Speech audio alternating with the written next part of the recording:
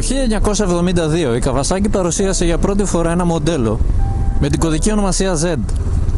Πιο συγκεκριμένα Z1, το οποίο το Z το χρησιμοποίησαν ως το τελευταίο γράμμα της αλφαβήτου, σαν κάτι extreme, και το 1 ως η νούμερο 1 μοτοσυκλέτα στον κόσμο. Και κάπως έτσι ήταν. Γιατί για τα δεδομένα της εποχής, οι επιδόσεις αυτής της μοτοσυκλέτας ήταν απίθανες. Με τις χαρακτηριστικές τετραπλές εξατμίσεις του κινητήρα των 900 κυβικών, θεωρήθηκε η πιο εξελιγμένη για την εποχή μοτοσυκλέτα. 4 χρόνια μετά, η Kawasaki μεγάλωσε την γκάμα των κινητήρων, ξεκίνησε από 250 και έφτανε μέχρι και 1000 κυβικά, ενώ αργότερα παρουσίασε κάποια στιγμή και τον κινητήρα των 1300 κυβικών, τον εξακύλινδρο παρακαλώ, κάτι που τότε είχε δημιουργήσει τεράστια αίσθηση. Γενικότερα η σειρά Z για την Kawasaki αποτελούσε συνώνυμο της τεχνολογίας, τεχνογνωσίας, ταχύτητας και δύναμης, αλλά και design. Τελευταία ανανέωση το 2007 για τη Z7,5, η οποία άλλαξε η κινητήρα λόγω εκπομπών ρήπων, μπήκε τότε το Euro 3. Και φτάνουμε στο σήμερα, που η Kawasaki αποφάσισε τη Z800 να τη βγάλει από το κάδρο και να βάλει αυτό.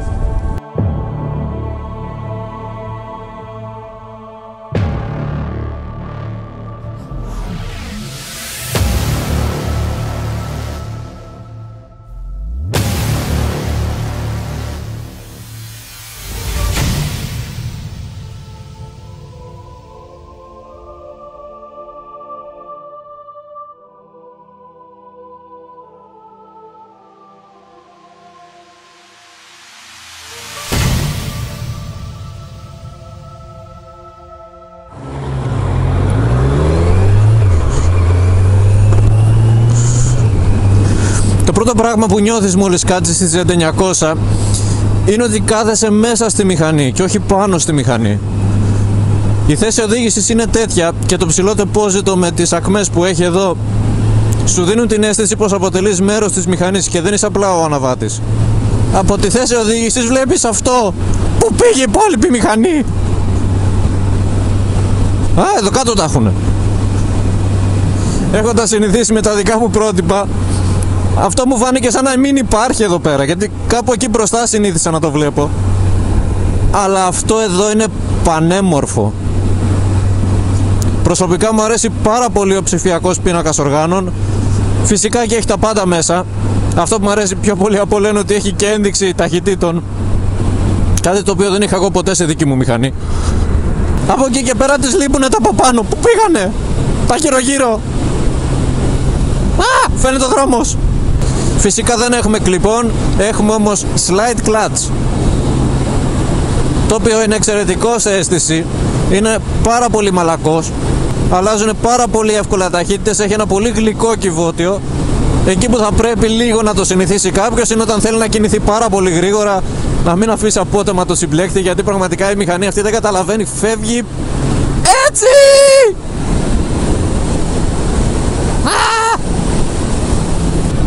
Α, και μ' αρέσει αυτό εδώ έτσι. Πολύ αεροδυναμικό.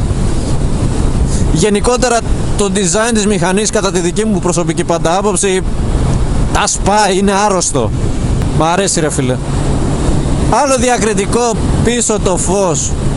Το πίσω φως με τα LED όταν ανάβει έχει το σχήμα του Z. Και μετά όταν πατάς φρένο γίνεται Χ. Σταυρό Αλεξό! Καλά, όσο για το χρώμα, εντάξει, είναι το αγαπημένο μου, δεν το συζητάω, έτσι. Δηλαδή κράνος, αλλά είπαμε, Κούκος Edition τώρα, τι το ψάχνουμε. Γενικότερα δεν ήμουν ποτέ στη φιλοσοφία της γυμνής μηχανής. Έχοντας λοιπόν τη φιλοσοφία μιας όχι γυμνής μηχανής, θέλω να δω αν αυτή εδώ η μηχανή μπορεί να μου αλλάξει τη γνώμη που έχω για τις γυμνές.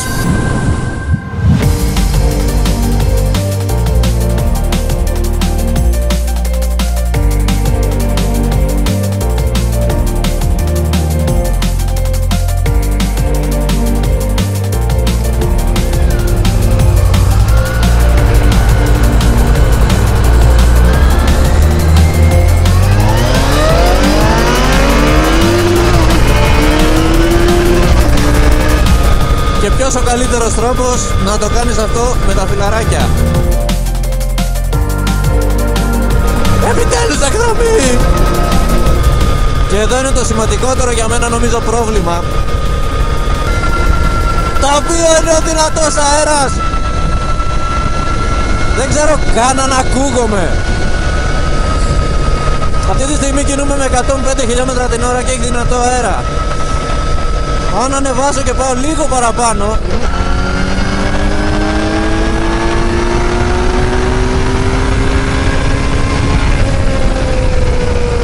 Απολακία μου! Από ένα σημείο και μετά νομίζω ότι θα σου ξεκολλήσουν οι ώμοι, ότι θα φύγεις πίσω και θα μείνουν τα χέρια πάνω στη μηχανή να πηγαίνουν μόνα τους. Δεν είναι τόσο δυνατός ο αέρας. Και αυτό είναι για μένα το μεγάλο μου πρόβλημα με τις γυμνές μηχανές. Ωραία φίλε, να βγούμε λίγο από εδώ, γιατί δεν. Πάμε σε κανένα επαρχιακό λίγο. Και μέσα σε μόλις λίγα χιλιόμετρα στην Εθνική Οδό κατάλαβα πως δεν θα πάνε όλα όπως τα περίμενα. Και δεν εννοώ το αναμενόμενο με μένα, δηλαδή να πάρουμε λάθος δρόμο. Έχουν αφήσει τον Κούκο να τους πάει. Ρε μυαλό δεν βάζετε. Ρε μυαλό δεν βάζετε. Μέσα σε λίγα μόλις χιλιόμετρα στην Εθνική Οδό με μεγάλη ταχύτητα κατάλαβα πως δεν θα πάνε όλα ακριβώς όπως τα περίμενα. Ο αέρας με δυσκόλεψε αρκετά στο να απολαύσω τη δύναμη που έχει αυτή η μηχανή. Βέβαια αυτή είναι και η φιλοσοφία του γυμνού, ότι δεν έχεις προστασία από πουθενά. Και όταν έχεις τη Z900 στην Εθνική Οδό που έχει τόση δύναμη, έχει τέτοια τελική ταχύτητα και μπορείς να κινηθείς τόσο γρήγορα, είναι σαν να έχεις πάει σε ζαχαροπλαστείο να σου δώσουνε πάστα να φας και να μην σου δώσουνε κουταλάκι, γιατί δεν μπορείς να φας.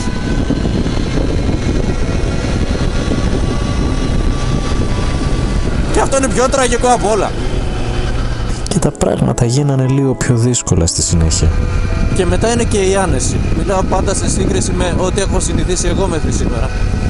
Και η σέλα δεν είναι ούτε πολύ φαρδιά ούτε και πολύ στενή. Άρα μέχρι εδώ οκ. Γιατί όμως να είναι τόσο σκληρή? Βλέπεις, έχεις ένα σύνολο το οποίο είναι όλο σκληρό από καταβολής του. Είναι σαν να παίρνεις σε μια λιμουζίνα που δεν καταλαβαίνεις τις ανομαλίες του δρόμου και μετά να βγαίνεις και να μπαίνεις σε ένα Subaru Impreza.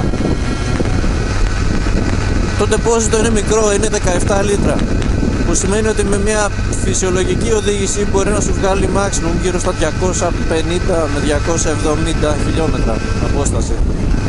Μέχρι τα 80-90 χιλιόμετρα έχει μια φυσιολογική κατανάλωση. Όταν όμως ανοίξεις το γκάζι, αρχίζει και ρουφάει. Μέχρι και το μυαλό θα σου ρουφήξει. Και είναι λογικό έτσι, γιατί είναι μια μηχανή με μεγάλη υποδύναμη με υψηλές επιδόσεις. Από κάπου πρέπει να έρθουν όλα αυτά. Αποφάσισα λοιπόν να τα αφήσω όλα αυτά στην άκρη και να επικεντρωθώ στη βόλτα μας προς την Αρβανίτσα, ένα υπέροχο ορεινό μέρος.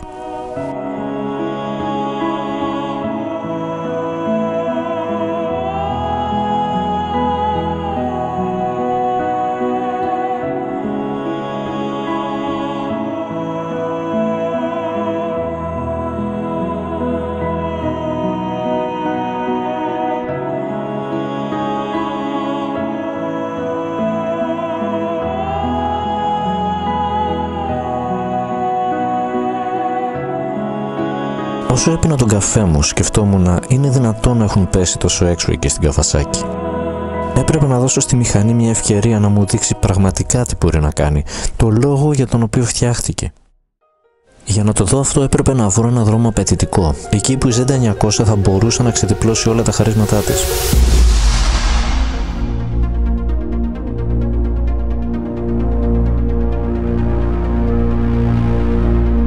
Κάθε χρόνο, λίγο έξω από τη Χαλκίδα, διοργανώνεται η Ανάβαση Ριτσόνας. Είναι ένας αγώνας με μεγάλη δυσκολία ακόμα και για επαγγελματίες οδηγούς. Και πολλές φορές τα αποτελέσματα δεν είναι και τόσο ευχάριστα.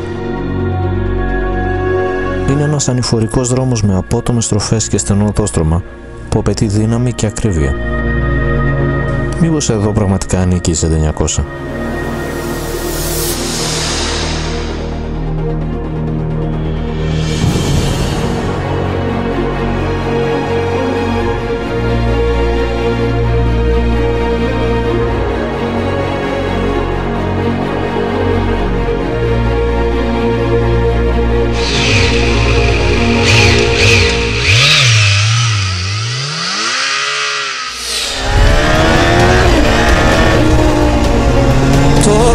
καταλαβαίνω.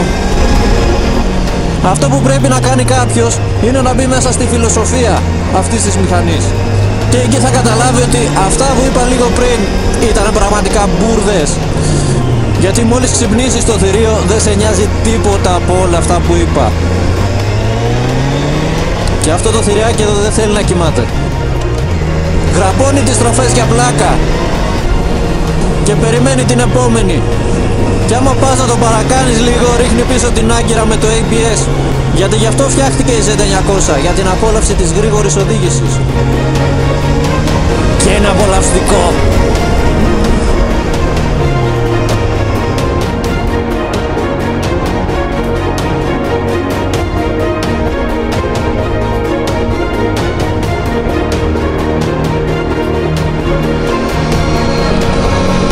Για εδώ είναι αυτό.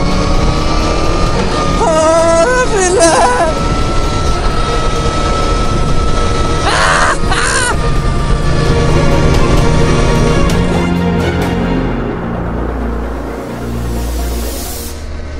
Η Z900 είναι εγωίστρια.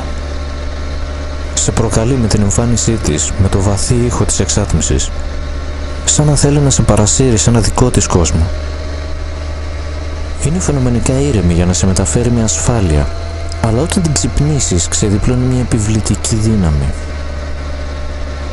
Μου θυμίζει τα άγρια ζώα που ζουν στο βουνό, και αν μπορούσα να φανταστώ το ιδανικό μέρος για αυτή, θα ήταν μάλλον αυτό.